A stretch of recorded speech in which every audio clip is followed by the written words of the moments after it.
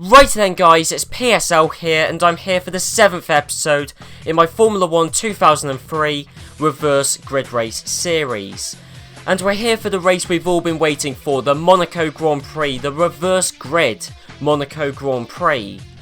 Now, I don't really know what to expect because, much like with every Grand Prix I've done this series and every Grand Prix I will do this series, with the exception of the Australian and Malaysian Grand Prix, I don't know what to expect because I've never done a reverse grid Grand Prix around this track on this game before.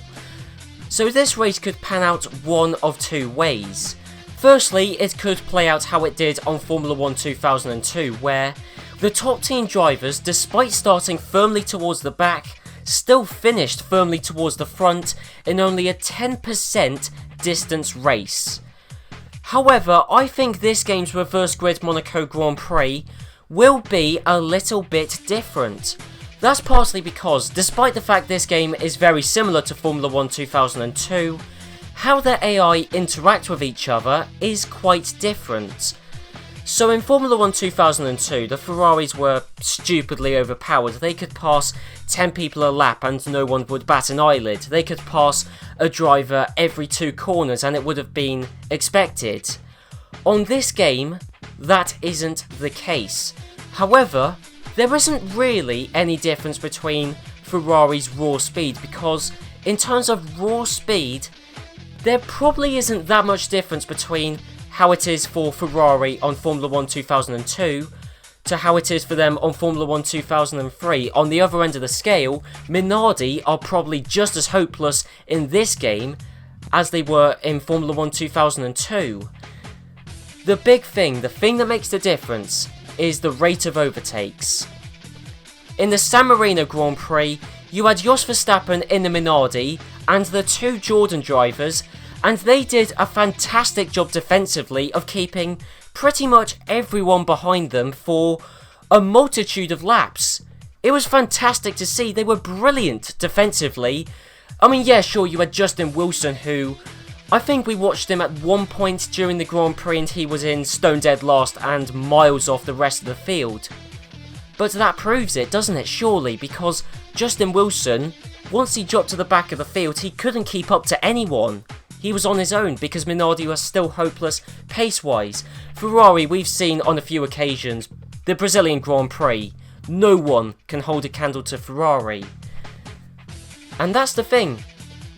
In Formula 1 2002, the top team drivers moved from the back to the front because they had the speed and they could overtake easily.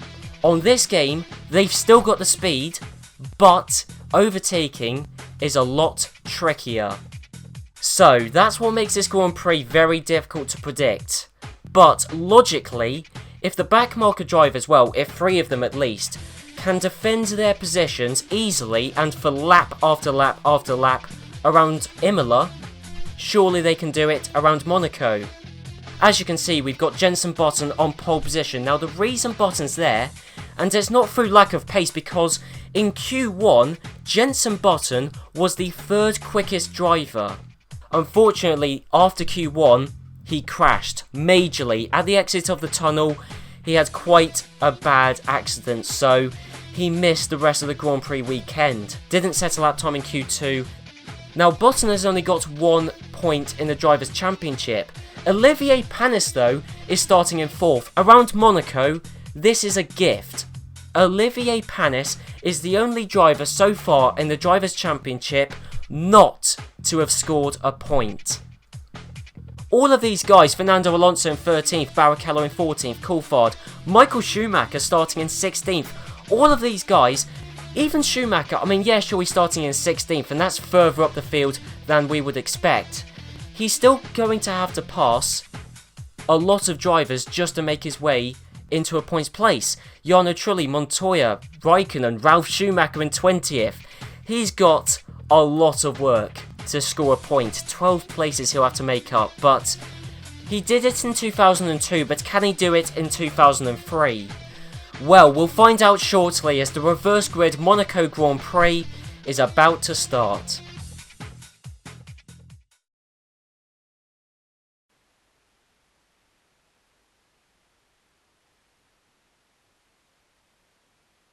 Well, there's no more famous start line in Grand Prix racing. This is the one that every driver wants to win. Who's going to win it today? And the lights are out. They're racing here in Monte Carlo, rushing down towards Saint-Denis. It's very, very tight here. Is there going to be an incident? Well, would you look at that? There is drama already this Monaco Grand Prix. There was drama before it even started. Jenson Button has got an engine failure before the lights even went out. I seriously cannot believe it. I knew this was a possibility in the game. I was kind of hoping it would happen at some point this series, just to show you that it can happen, that drivers can have engine failures on the starting grid, but I did not want it to happen this Grand Prix, and I did not want it to happen to the pole sitter, Jenson Button. I mean, this goes back to a debate I had during the 2002 reverse grid race series, and that is that if a driver never races in the Grand Prix, should I stick them towards the front or towards the back? And I decided that, well, it was really in the spirit of the series to stick drivers towards the front, even if they didn't race in the Grand Prix. But this game has decided all by itself to ignore my judgment, and Jenson Button, I put him towards the front, but the game's gone, well, he didn't race in real life, he's not racing in this reverse grid race series, and Jenson Button, engine smoke billowing from his car at the start, and truly, truly astonishing.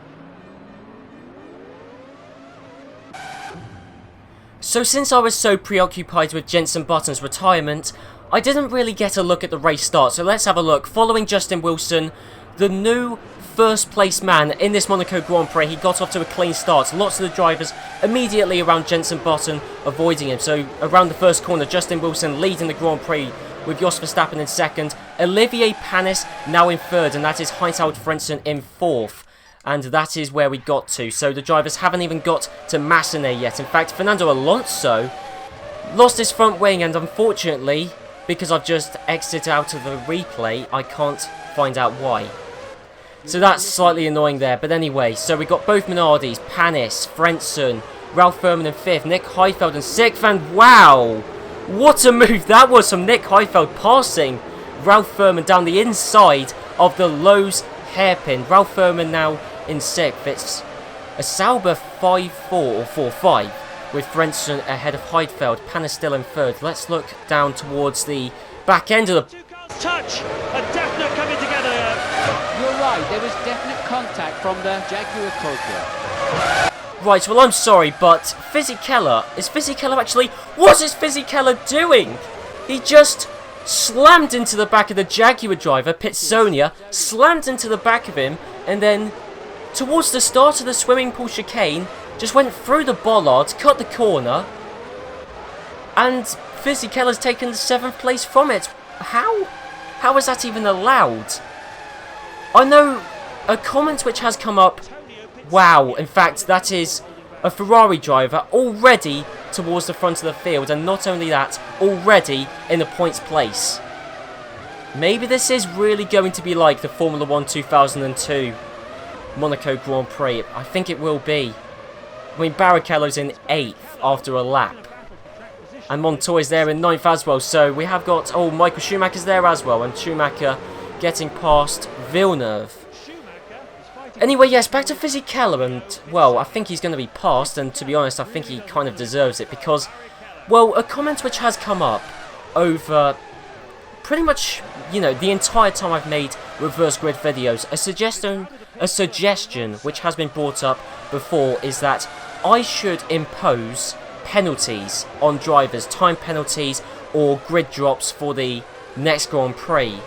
There's a couple of reasons why I haven't done it, because, you know, it would just make the series more complicated, and also then you'd have people, you know, who would argue my judgment, you know, and all this and that. However, I do think Fisichella definitely deserves punishment, because crashing into the back of a driver, overtaking them, and then cutting a corner to overtake that driver, that's worthy of a penalty in my book.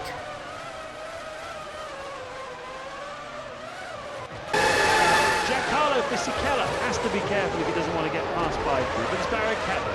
And the two cars touch. A definite coming together there with the Jordan's Giancarlo Fisichella. Got his hands full holding back Ralph Furman. Well, he has passed Ralph Furman, but not without a little bit of contact. Fisichella is just having an extremely dirty, aggressive Grand Prix. Barrichello has followed him through past Ralph Furman. I knew it was a possibility that either Montoya or Schumacher could overtake. I didn't think it was likely, and I didn't expect it. Well, I just didn't expect it to happen. But it was a clean move, because you can see Furman, he was defending from Schumacher, then decided to go in front of Montoya. That gave Schumacher the space, and bang, up into 8th place.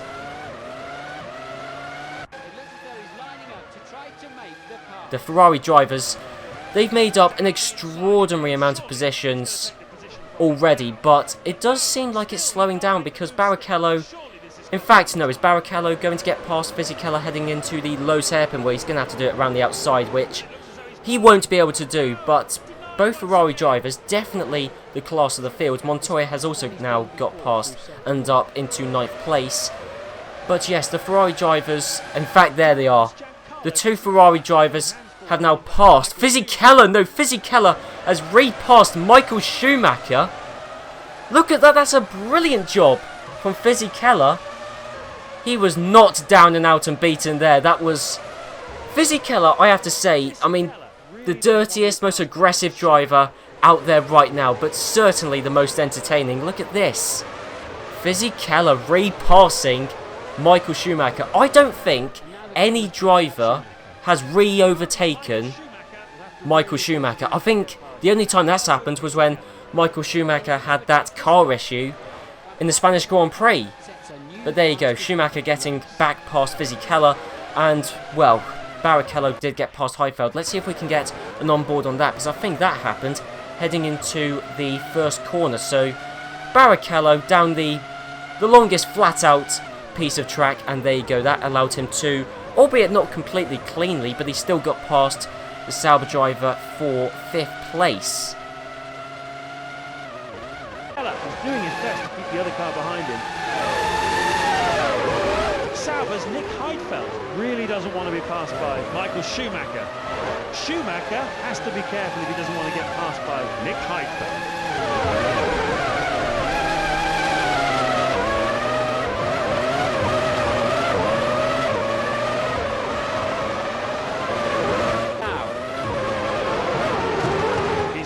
Inside now, surely he's going to attempt to pass. Hang on, there was an engine failure there. I just caught in the background. Was that for Fisichella? No, it was for Ralph Furman. Chalk that up on the retirement counter. That is, I believe, Ralph Furman's 3rd retirement this season. Alonso sets a new fastest lap. That's how quickly things can change. And there was Barrichello ahead of Olivier Panis. Please tell me. Of course, I wasn't able to catch that on the replay. And I promised I would, I really promised I would, but I think Michael Schumacher is still behind Panis. I mean, let's see. Did he make a move into the Lowe's hairpin? No, he didn't even try it. Williams won Pablo Montoya.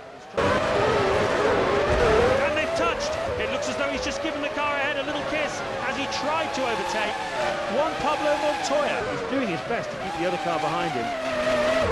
Well, Montoya, there you go. He doesn't have to worry about the car behind him, because there's no way Heifeld's going to repass Montoya. Montoya passing him to move up a place. And, well, it's getting frisky now between Barrichello and Verstappen. Wilson is still a good few seconds up the road, but, I mean, Once Barrichello gets past, that lead will be decimated in a very short matter of time.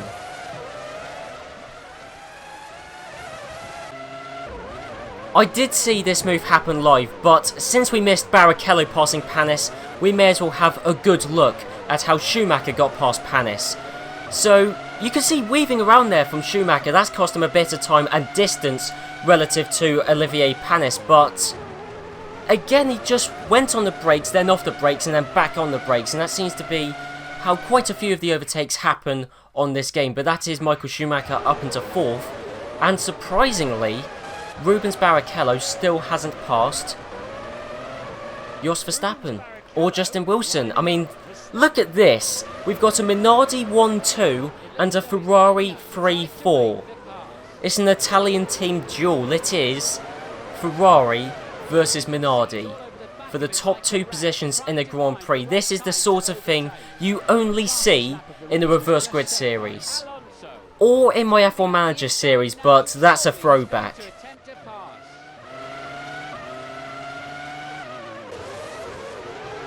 You know what this is going to be. The second I show you a replay with Jos Verstappen, you know what's coming. So, Jos Verstappen in 2nd place on the run down towards Saint Devote. Barrichello squeezes it up the inside to get up into 2nd place. That forces Verstappen to the outside, and then on the run up the hill, Michael Schumacher with the superior engine breezes past Jos Verstappen and up into the final podium spot. So that is 1 Minardi down, 1 left to go for the 2 Ferrari drivers, with Barrichello leading the way. And whoa, this camera angle doesn't really work, does it, around this track? No, not really. So let's see if we can get an on board, because I think we might be able to see what is going on. So is he going to do it at the exit of the tunnel? No, not down towards the Nouvelle chicane. Barrichello though in 2nd place. 15 laps left to go.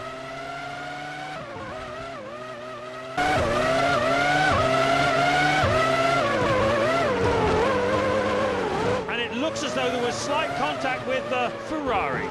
Yes, a slight collision as he tried to pass. Looks as though they may have escaped without any major damage. Barrichello is doing his best to keep the other car behind him.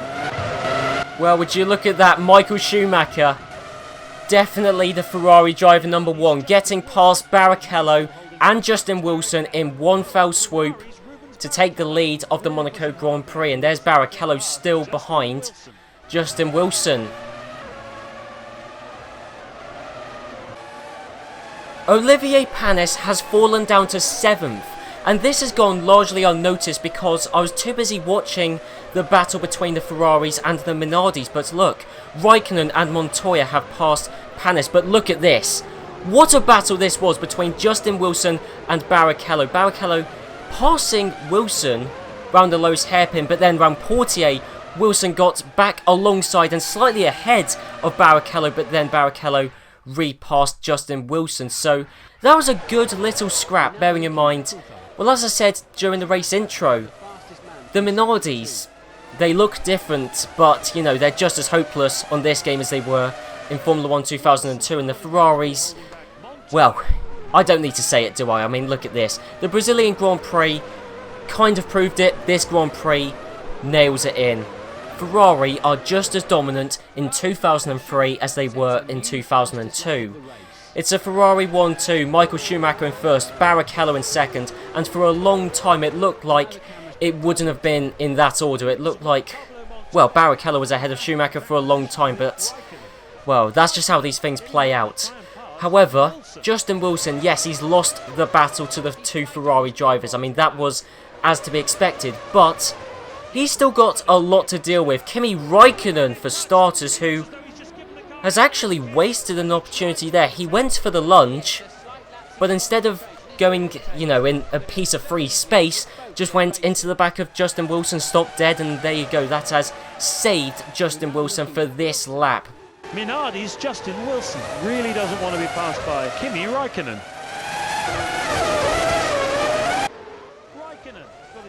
Justin Wilson side by side with Kimi Raikkonen going around Portier, but we all know what's going to happen here. Kimi Raikkonen, with the Mercedes power, is going to get past Justin Wilson fairly easily, and there you go. And now he's going to open up a lead incredibly easily. So that is Kimi Raikkonen up into 3rd place. Justin Wilson in 4th, with Montoya waiting in the wings to get past Justin Wilson. The thing which struck me is that if you exclude the top 3 teams, so Ferrari, Williams and McLaren, nothing has really happened this entire Grand Prix. Nothing, because if you exclude those guys, Justin Wilson would still be leading. It's still Verstappen in 2nd, Panis in 3rd, Frentzen 4th, Heidfeld 5th. I mean, you know, the Saubers have made a bit of headway. Fisichella has caused some drama. Of course, Furman retired. Villeneuve's made up a couple of places. Coulthard has, but nowhere near enough. Well, nowhere near the same amount as his teammates. Same can be said for Ralf Schumacher. And that's really it. The entire Grand Prix can be summed up by the actions of the top 3 teams. And even now, the only piece of action which is looking like could happen, which will affect the amount of points scored by a driver this Grand Prix, is the battle between Montoya in the Williams and Justin Wilson. Going up the hill round Massenet into Casino, Ralf Schumacher has had an engine failure and so has retired from the 2003 reverse grid Monaco Grand Prix.